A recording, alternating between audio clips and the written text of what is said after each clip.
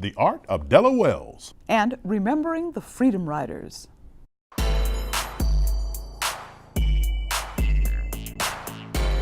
Good evening and welcome to this edition of Black Nouveau. I'm Milton, Dockery. And I'm Joanne Williams. Faithe Colas is away this week. On this edition, we'll explore the art of Della and offer tips on how you can afford college. We'll begin our celebration of African American History Month by touring a national exhibit of freedom riders currently on display at UWM. But first, about 10 years ago, Above the Clouds was created to give disadvantaged children the opportunity to participate in the creative arts.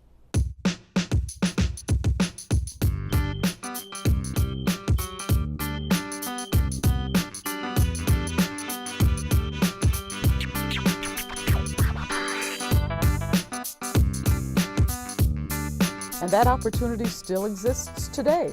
Linda Wade is president of Above the Clouds, and she joins us now. Welcome. Thank you. You bring creativity to children, something that they all love, right? Yes, exactly. We provide free classes for the children ages 5 to 17. All they have to do is get to the site, and they can take ballet, cheerleading, drama, music, interpretive dance, jazz, all the arts. You've been doing this for almost 10 years? Yes, this is our 9th year. It'll be our 10th year next year. How many kids do you think have come through Above the Clouds in that time? Oh my goodness. Over 700 have experienced our classes so far. What do they get out of it? Oh, they get to experience the art because it's free. They get to express themselves because if they're taking theater, they learn how to act. If they take singing, they learn how to do voice projection. They take ballet, they learn about the technical aspect, plus they get to go on field trips, they get to go behind the scenes, and then they get to participate in our spring recital. I've always thought, and have talked to some people who say all kids love to perform. Even the shyest, even the most outspoken, even sometimes behavioral problems. If you give them a platform to perform, they will blossom. Do you believe that? Oh, most definitely. We have children that we partnered with the Sojourner Truth and the Joy House, and there are children that have just been through tremendous things. They get to express themselves in a safe setting. There's no judgment, and because we're faith-based, the teachers are always praying for them and encouraging them that what they do in the class setting is not wrong. And if they want to learn how to sing, or if they want to learn how to act, if they want to say something without actually saying it, they can do that in that class. Art is a good way to express yourself. It's a very good way because you can pretend to be somebody that you're not. You can also learn how to say things that you normally would not say. Why did you create this free program? Why don't you charge a nominal fee like many other organizations do? Well, when I was growing up, my parents couldn't afford for us to take art classes. But then I joined a dance group in '96, and we started going to the women's prisons in Texas and Missouri. And I would ask them, the ladies from death row and SEG in general, how did they get there? And they talked about their childhood. And they talked how, you know, they were always getting into trouble and that they didn't have anything to distract them. And I know that listening to them, I knew I wanted to have something like that. And I knew that cost was a factor for most of our families because most of them have 3 to 4 children in the household and they can't afford to pay for one class per child. So you offer it for free? For free, exactly. And they can take as many classes as they like and at as many sites as they like. Now when you talk about the arts, you have a whole list of what's available through Above the Clouds. Dance. Cheerleading. Yes, drama, interpretive dance, prayer and movement, salsa, merengue, jazz, hip hop, holy hype, music, which is the vocal, and our theater. And your kids have gone on to do what? Well, we have a partnership with the Milwaukee Ballet and First Stage Children's Theater. So they're able to go on, once they get to a certain level, they go on to perform with them, take classes with them. We have some children that have performed in plays already, have done musicals with First Stage, with Dance Elyon. So depending on what they want to do, and some just want to just take it just because, you know, they build friendships there. It's a safe place where they can come and just experience a different art because not all of them will be actors and actresses or dancers. Are there spaces available for kids still? Oh, most definitely. We still have room to take as many children as we can. We don't try to turn them away. And with the 8 sites, we're able to take quite a few. There is limited spacing, so we keep a registration open for several more weeks. And it'll be open until when? February 17th. So if they're interested in coming, they need to register their child before then. And how can they find out more about it? They can either call our office at 414-344-3019 or go to our website at abovethecloudsmilwaukee.com. All right, thank you very much for talking with us. Thank you for having me. 50 years ago, a number of American citizens, black and white, risked their lives by traveling together on buses as they journeyed through the Deep South. They were called Freedom Riders. They were met with bitter racism, violence, imprisonment, and in some instances, death. In May, PBS will document their stories. Currently, a touring national exhibit is on display at the Golda Meir Library at the University of Wisconsin, Milwaukee. Here's a preview. Paul and Silas, bound in jail, had no money for to go their bail. Keep your eyes on the prize. Hold on. Hold on. Hold on. Hold on. Hold on. Keep your eyes on the prize. Hold on. Hold on. Hold on. Keep your eyes on the prize. Hold on. Paul and Silas began to shout. Doors popped open and all walked out. Keep your eyes on the prize. Hold on. If you don't want to wait until May to see the documentary, there will be a free screening of Freedom Riders on February 14th at UWM. For more information, call UWM at 414-229-6998 or MPTV Friends at 414-297-8004.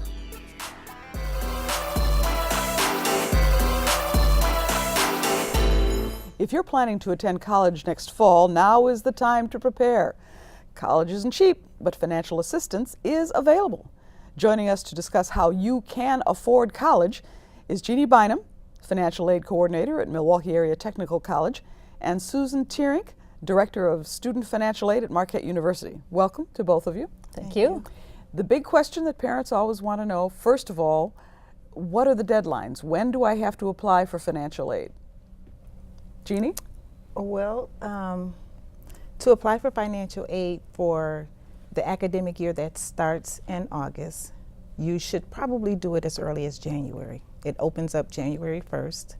And we recommend students have their W-2s and 1040s, so they would need to complete their income taxes, the parents and the students, of course, for the dependent students. So as early as January 1st of every school year. So if it's February, it's not too late to get started, but we should get to it? You should get to it as soon as possible because you risk not being able to receive some of the state funds because like the Wisconsin Higher Education Grant, that money is allotted. It's just a pot of money and it will certainly run out. But you have actually until June of the following year to complete the application. Now, she says that we should get to it right away. Is there an advantage to applying for financial aid in January, February, rather than waiting? Not just that it may run out, but do you get better preference? Do people look at your application differently if you apply at a different time? Well, they don't necessarily look at your application differently, but Jeannie makes a great point. The issue is that there are some pots of money that are simply limited by the institution. And so I always tell families, be first in line. Get that FAFSA in because a lot of funds are awarded on a first come, first served basis. And when the funds are gone, they're gone. And there isn't anything that the institution can do to, create more. It's just simply what there is. And so I always say, be first in line. Now, you used a word that a lot of parents have heard, that's FAFSA. Yes. What does that stand for? It's not really a word, actually. What does it stand for? It's an acronym, and financial aid is full of acronyms, and it stands for Free Application for Federal Student Aid. And it's the one form that no matter where your sons or daughters are interested in going to school, if they're interested in applying for federal student aid or state aid in some instances, that's the one form every school has in common. Now, some people say, oh, I'm not interested in applying for federal or state aid. Should they fill out the FAFSA anyway? Well, it depends again on the institution that they're planning to attend. If they're planning to go to a more high-cost private institution where there might be institutional funds, the school may award those funds based on the results of the FAFSA form. Which comes first, The application for scholarships and financial aid, or the choice of the college or university? What do you think? I would say either or. You definitely want to make sure that each one are completed. However, the order is not as important, to be honest with you. As far as MATC goes, it's not. But students would, as far as scholarships go, you had mentioned that they may not necessarily need to complete a FAFSA application.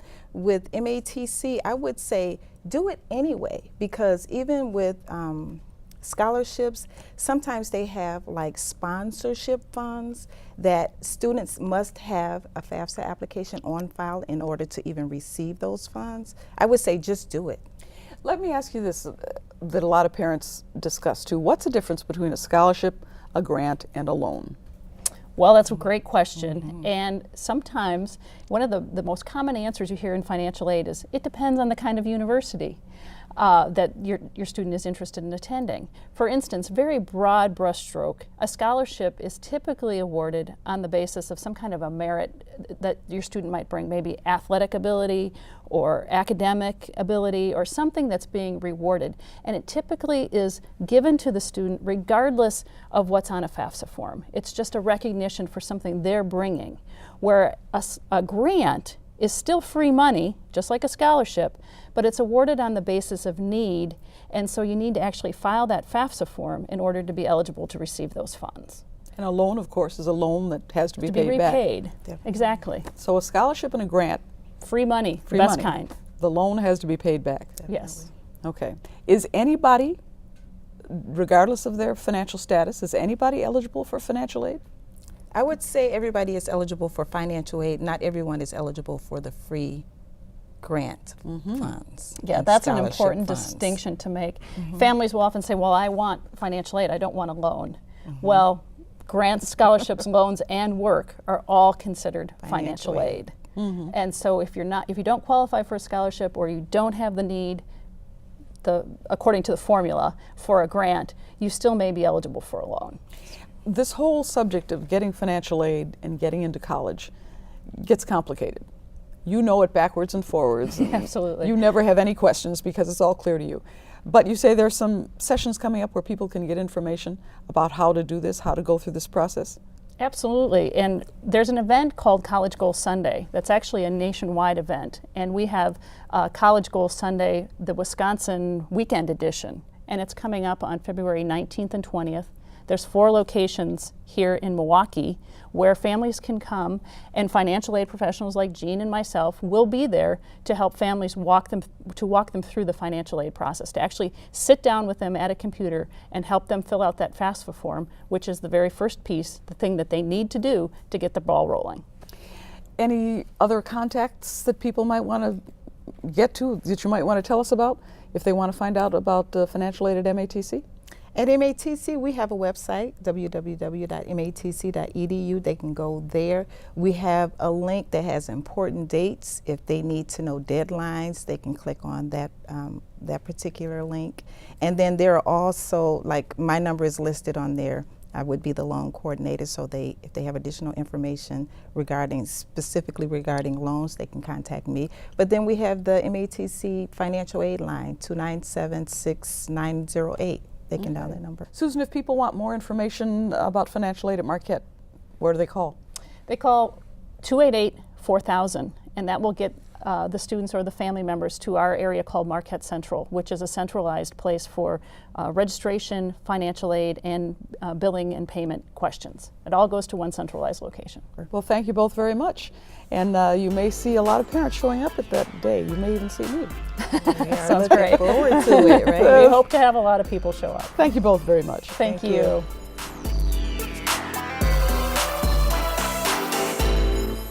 Art was once a survival tool for Della Wells. Today, this self-taught Milwaukeean uses her artistic talents to communicate messages of beauty and hope to the world. Well, I always had an interest in art, and actually growing up, my parents took me to the art museum, took I and my siblings to the art museum. I grew up with a lot of books, so there was books on science, history, and there were art books there. I talk a lot about relationships, particularly relationships between women, mainly because I really never had a relationship with my mother, and to be quite honest with you, I never had a relationship with my sister. But for my mother, it couldn't be a relationship because she suffered from schizophrenia. Milwaukee native Della sold her first art piece when she was 13 years old, and she then became involved with the Gallery of the Black Aesthetics. As a young adult, art was put aside to raise her son. Her plan was to do art when she retired. She said she was going to paint barns and flowers. In the 80s, she did a political cartoon entitled 9 to 5 with Miss Wells about working women. At 36, she decided to go back to school to major in psychology. I told my son, who had, he was 18, go back, get your education. He didn't do it. So I decided to send myself to school. And her advisor said she needed some humanities courses to go along with her academic courses, so she took an art survey course that brought her back to art. She's been called a late bloomer. She says she's an underachiever. One reason, she didn't want people to think she was smart. Through the years, people would try to get me to do stuff because I guess they recognized, but I never thought it. And then, like my older brothers, they were like all valedictorians. They're really good at math and science. In fact, one of my brothers had got a full scholarship for Dartmouth, and he graduated from Dartmouth. Another one of my brothers tested out at University of Wisconsin-Madison, freshman calculus and physics. But I was like always a late bloomer, and I really didn't want, I guess it wasn't cool for a female to show that she's smart. But you have to understand, this was, back in the 60s. And then plus two, I got, my two older brothers, I got tired of people coming up to me to say, I hate your brothers because they're so smart. I didn't want people to hate me. Oh. And I think a lot of women, go through that, play dumb. But now that I'm older, I don't care. Your mother had, the issues with the mental illness. How did that play in your development? Because we don't talk about that. No, we don't. And I think we should talk more about mental illness. My mother went 14. I lived with my mother, and you can imagine as a child and my other siblings, she went like 14 years of untreated schizophrenia. So for me and the older children, and sort of like my parents had three sets of kids. It was I, my two brothers, and my brother and sister, then my three younger siblings. And I basically saw my life disintegrate, saw my mother disintegrate, saw my parents disintegrate. My mother was a very beautiful woman. She was very well groomed. I remember when I was a kid, she sewed. And the last 3 years before they took her away, and I was about 18, 19 when they took her away. She went to Milwaukee County. She had stopped bathing, combing her hair. I didn't understand things like, she would tell, I wanted to play with the landlord little girl. She said, no, you can't, because the FBI, the FBI, you can't, the FBI told her. So it was confusing. I know I grew up very angry at both my parents, but I think what helped me later is meeting other adults, and people who have went actually worse situations than I have. There is a play being produced about a little girl who deals with her family's dysfunction through art. The play is entitled Don't Tell Me I Can't Fly, and it's about Della Wells' life. This play was selected to be workshopped at the Kennedy Center at the New Vision's New Voices, which is a high honor, and there are several theater companies interested in the play.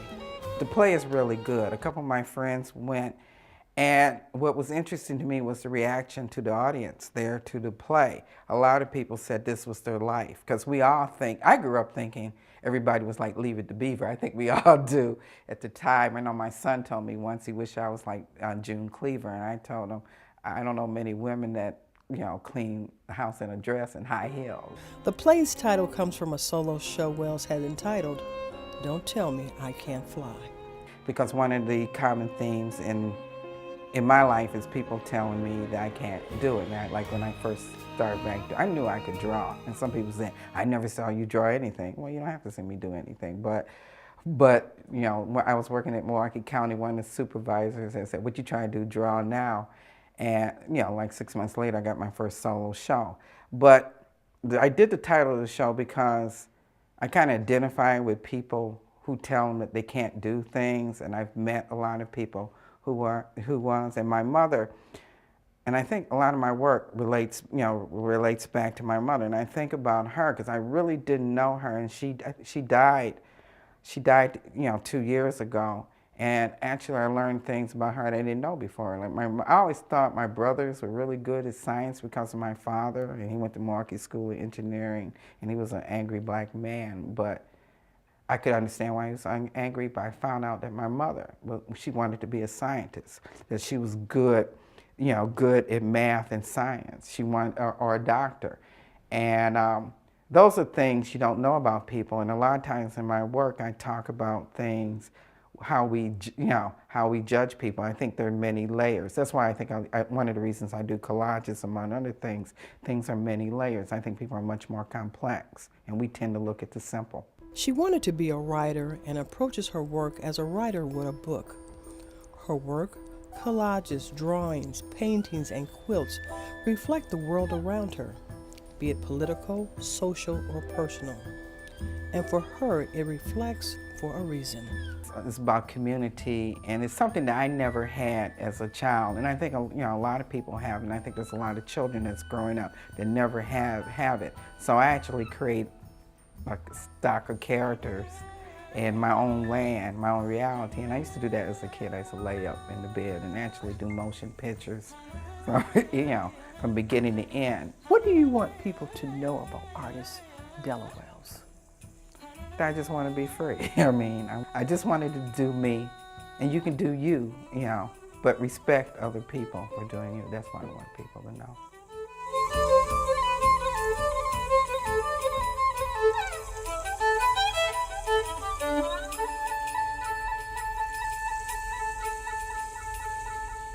Della used her art to cope with her mother's mental illness, but many family members don't have that luxury.